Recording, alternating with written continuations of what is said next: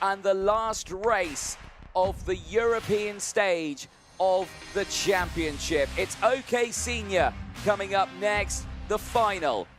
The grid for this one, Luna Flusha, perfect weekend so far. Near pole position today, but third was the best you could do. But 2 qualifying heat wins. We'll start with Jakub Makalev alongside Sebastian Courpeng, and George Nassar will go from row 2 with Marcus Schilkunas and Filipe Caras on row 3. Schilkunas, the only other driver to win a final so far this season. Hugo Heron and Franciszek Siedzielski round out row number 4 and the top 8. They will have Maximilian Rafalik and Bernardo Bernaldi rounding out the top 10 on row 5. Row 6 sees Pip Casabene and Wojciech Woda, who has certainly pushed himself forward this weekend. They'll have Romeo Nassar and Jean Caras just behind on row 7.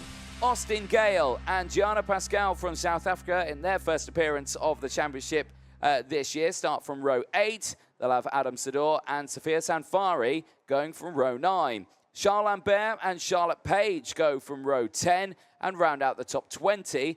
They'll have Ella Latama and the likes of Alessandro Bizzi just behind as well on row 11. Row 12 will see Gazi Motlaka, who, like we were saying, currently sits 5th in the championship standings, had a retirement earlier on after a very dramatic spin into the entrance of turn 5. We'll have Yana Kapoor from America alongside Elizaveta Kozlova and Rahim Alabai in his first appearance here as well. Starts on the 13th row. They'll have Prix Trevino and Isaac de Melweek from Australia on row 14. Peyton Westcott from the USA and Kasper Bonda from Poland round out the top 30 on row 5. They'll have Anastasia Gelisis and Charles Alexander on row 16. Truly Adams will start shotgun at the back of the field in 33rd place. Hamza Al-Fayez has unfortunately withdrawn from the weekend. We'll have to see what happens as the whistle blows. Fingers crossed all the engines fire up. So far it's all good. We'll keep an eye at the back of the grid there. Does everyone get going? I think the answer to that is a very slow and tentative yes, it is. So all the drivers get going, which is absolutely fantastic to see. They will make their way around the track. They will get temperature into those XM for Vega tyres. But again, they do need to be careful. They don't want to push them too hard in these opening laps in the formation. You can overheat them very quickly if you put too much pressure into them. Like we were saying at the moment, in the championship standings, it's Flusha who leads the way, then with 372 points. A good chunk of points just behind is Filipe Caras. Hugo Heron in 3rd. Marcus Schilkunas sits 4th in the championship. Gazi Motlaka 5th. Jean Caras is 6th in the championship. Wojciech Woda is 7th. Pip Casabene is 8th in the championship standings. And again, well, we talk about this one. Luna Flusha at the moment. There is everything you need to know. 4 out of the last 5 finals have been dominated by the young female Spaniard.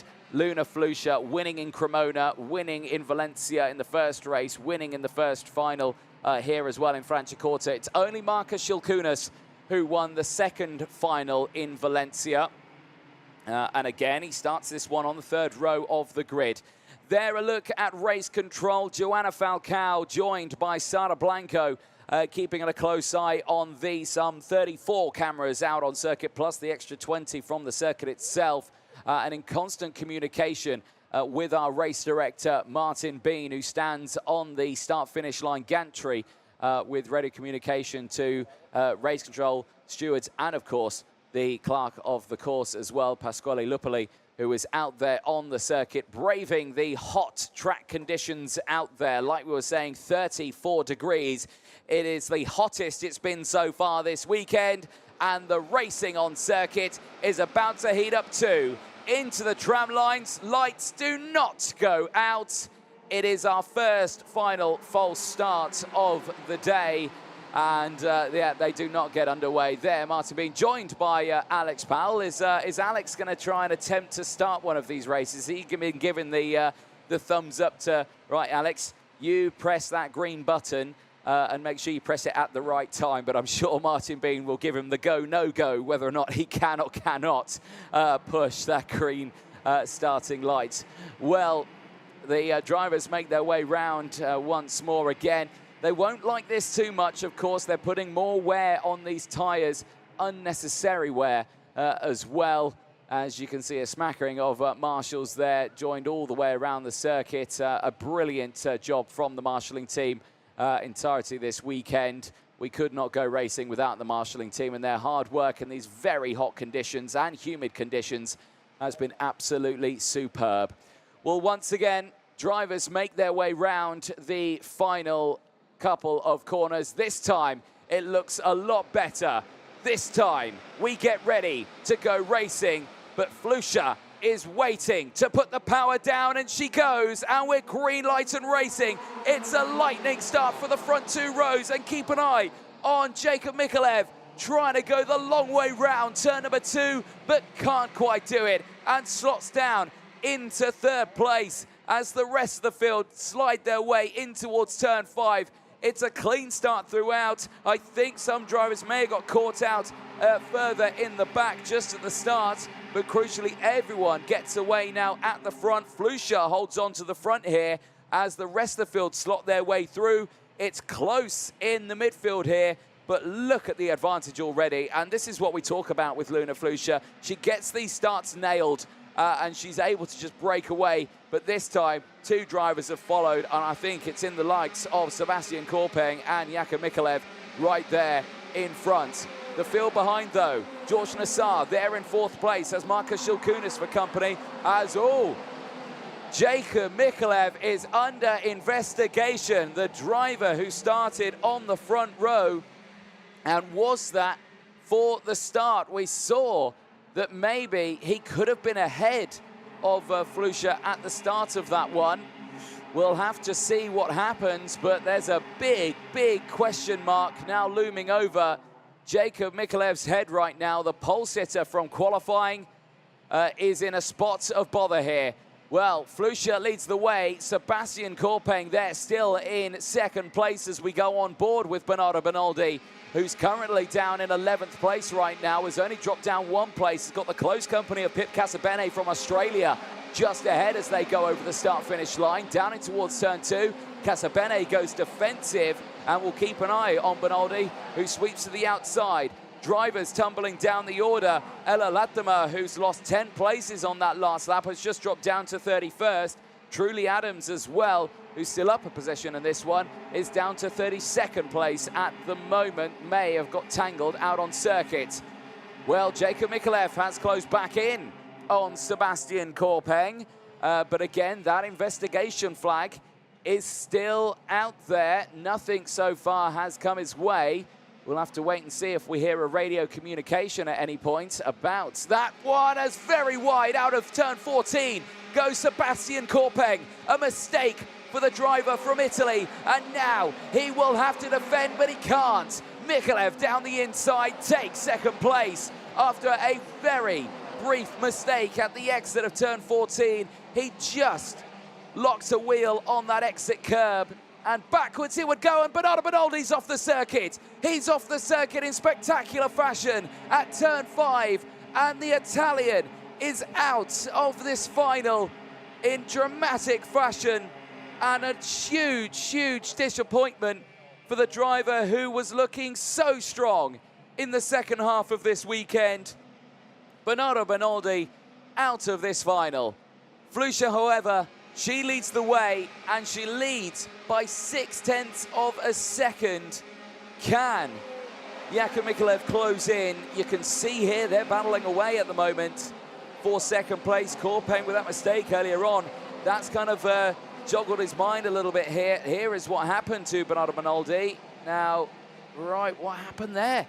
Well, now, that looked to me like maybe just a lock-up on the brakes. Now, he was battling away there, of course, with the drivers just ahead of him. He was battling away with the likes of Roman Sag, Nazimotliko, all and around that area. And, yeah, just coming across, I think that little coming across and a rear wheel going onto the grass just sent him off. And I think that's just the most unluckiest incident you could see. Completely unsighted from the drivers in front, of course, but well, that's going to be one for the stewards and race control to decide, but that is a big shame for the young Italian. We go on to lap 6 of this final, and Flucher still controlling the lead. The gap's come down a little bit here, fractionally, as Maximilian Rafalik sets the fastest lap of the race, is now up into P7. He's up 2 places right now. This is the live gap between second and third. Jacob Mikolev and Sebastian Korpeng, as they make their way through down in towards turn 14. You can see the slipstream coming into effect there. It's no change of position this time around. George Nassar as well is able to close in at this point. He's looking quite strong right now. He's still there in P4. He's not gained. He's not lost any positions, but he's still there in a really strong place. Hugo Heron, who's up 2 places, is there in P5 as well. There's another look at the Virtual Championship at the moment. Well, there you can see it now. Luna Flucher into the 400-point mark, 422.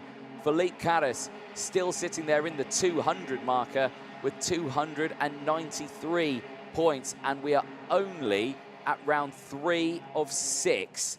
There is a long way to go in this championship, but of course, the next 3 tracks are tracks that are, well, for some drivers, very well unknown for them. The European stage here, so many drivers from Europe and, of course, from around the world have raced here many times, have got a lot of experience in these European tracks. But, of course, when we head to the Middle East for the second half of the season, there are tracks that some of these drivers may not have even driven on the likes of Dubai, Al-Ain. Some drivers will have raced on Al Fassan. That was the opening round of the Champs of the Future back in 2023, at the end of 2023. Kick-started the initiative that was the Champs of the Future Academy program. And just that one race in November brought this entire championship to where it is right now, filling all 3 categories to the maximum. Everyone racing, the first 3 rounds being absolutely superb in the European phase, but of course now we head to the Middle East, it becomes a different story. Action here in the background as across the line there through goes the 2-1-3. This is a little further down in the order. Maximilian Rafalik gaining those moves and getting up into P6. Filipe Caras now down into P7. They're still kicking off in the background here as Caras again tries to fight back, is not able to do so, stays behind, and this allows Marcus Schilkunis to close back in. Schilkunis, who was there in 4th place earlier on, is now going to send it down the inside of turn 11 and 12, gets that move done and moves up, and now Filipe Caras is on the back foot here and now is under pressure from the likes of Austin Gale. Austin Gale to the outside, he's going to look for the switchback move here, and he's got it down the inside. Absolutely textbook for the driver from Thailand, who's yet to see his home country of Thailand for at least a month. He's been so busy racing around Europe. He's yet to see his home country of Thailand for quite some time, and he's battling his way here right now. I did chat with him. He does miss home at the moment. Like I say, he's been away for a month, as unfortunately they're backwards a little bit for Schilkunis battling away. Caras well, Filipe and Jean Caras now alongside each other. Wojciech Woda tumbling down the order just that little bit. This is George Nassar right now in 3rd place. Hugo Heron is right behind, in 4th place, I should say, for George Nassar. Sebastian Korpeng is being closed in. Now, Flucher and Mikolev, there's 7 tenths between them, but there's another big chunk of time. There's another 4 tenths between Mikolev and Korpeng. And Korpeng's on the last spot of the podium here, as down the inside goes Hugo Heron, gets up into P4, and George Nassar now on the back foot. Could Hugo Heron be on the podium here? Sebastian Korpeng, who had, well, drama yesterday with that incredible accident. I'm seeing dust getting kicked up in the background, but it looks like everyone's still going. He had incredible drama yesterday when he was involved in an incident with Rahim Alabai from USA, and thankfully both of them were okay. It was a very scary moment, but I spoke to them both this morning. They said, yeah, we're okay, we're fighting fit, we're ready to get the day's racing underway. And for Sebastian Courpeng, this is absolutely superb. Like I say, he's in third place. Brilliant qualifying from him earlier on, was not fazed by that incident that happened yesterday. This is a replay once again of what happened to Bernardo Bernoldi earlier on. And again, that is just a very heartbreaking moment there. Now, has there been a moment out on the circuit? I think, yes, there has. As we watch the replay again on board, I think several drivers have gone off at turn at number 2. They have. And it's Gazi Motlaka, Wojciech Woda, Pip Casabene, Charles Lambert, Gianni Pascal, and they are the drivers involved in that one. They're getting away.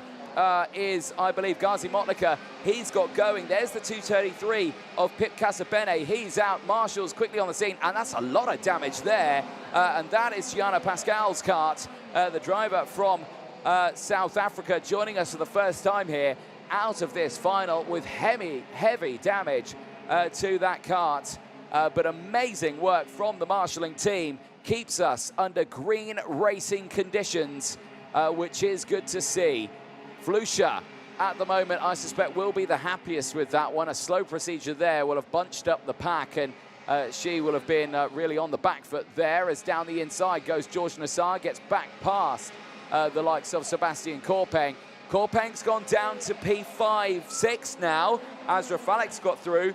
Hugo Heron has moved up into P3 now and into the top 3 podium positions.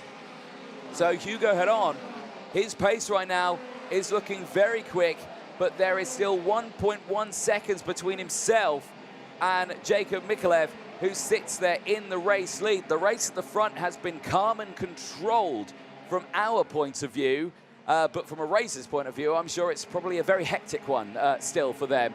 Luna Flusha leads the way from Jakub Mikulev. Hugo Heron now in third place as we watch this battle here for P4. George Nassar under pressure from Maximilian Rafalek, who just can't get a nose down the inside there at turn 14, stays behind as they go onto the start-finish straight and enter onto lap 15 of 20. Gazi Motlaka, there a look at his stats over the course of today, and, well, it's been a tough one for him. 18th in qualifying, 15th in Heat 1. Not a great result there. His results in the finals have been great, but in this final, unfortunately for him, he has tumbled down that order. Changes again in this top area here. Sebastian Courpeng's fighting back. He's back up into P5. Markus Schilkunas has closed back in as well. Could we see the likes of Sebastian Courpeng get back up into that top spot right now?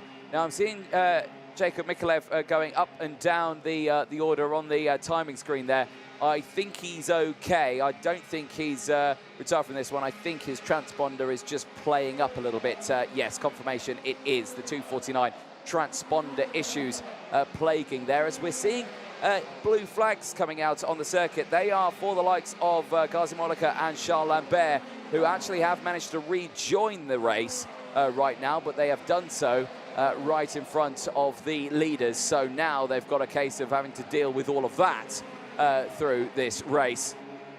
Still Flusha, though, on lap 16 leads by some way. I think it's around a second at the moment from the likes of Jakub Mikulev, who, again, is still being plagued with those transponder problems. Now we're seeing here the hand gestures coming in thick and fast, and a very late move down the inside there for Sebastian Courpeng.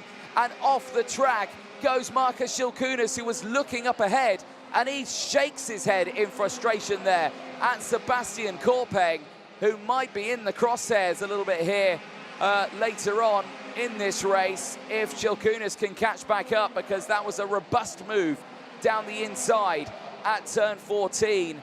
But he certainly made it work. Courpeng again right there with Rafalek. George Nassar still just ahead of them. He's broken away as, again, wheel to wheel down the inside. A very bold move there, but through will go Romeo Nassar as well. Now he's coming up the order as well. He's gained 4th place in this one. He's fighting his way up the field right now. Here, though, on your screen is Sebastian Courpeng and Sejeleski just behind. And yeah, well, there we go. We did expect something to come the way of Sebastian Courpeng, and that warning flag will be received from Sebastian Courpeng after that move in towards turn 14. That does come with a undisputable 5-second in-race time penalty. That will go out to the driver who started this one on the second row of the grid in P3. He will not be happy with that one.